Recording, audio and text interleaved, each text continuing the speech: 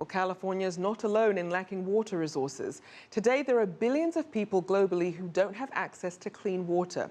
Daniel Rinches reports.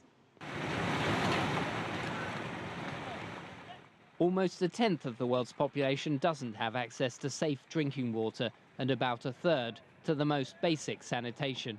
The International Monetary Fund says one of the underlying problems is the widespread use of subsidies when governments artificially lower the cost of providing water. What that means is whoever buys the most gains the most.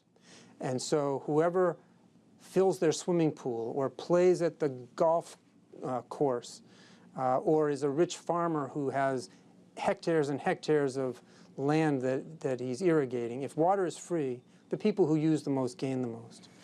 That provides little incentive for the heavy users of water to cut down, depleting existing freshwater reserves. When water is provided at below cost, there's often little money for maintenance or investment in better facilities and providing pipes for the poor. There is a huge challenge here to get people to rethink water policy.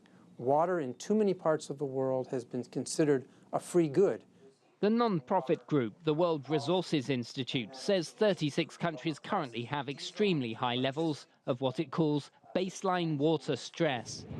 That means more than 80% of available water is withdrawn every year, leaving them vulnerable to shortages, especially in times of drought. Does it take a massive crisis to get policymakers to think about this, and the general public? Yes, it does. Isn't that a recipe for major disasters in the future? Well, it's certainly a recipe for a major disaster the first time around. Now, if you don't learn after the first time, which I'm afraid is the case, then, you know, as many times as you don't learn the lesson is the number of disasters you'll experience.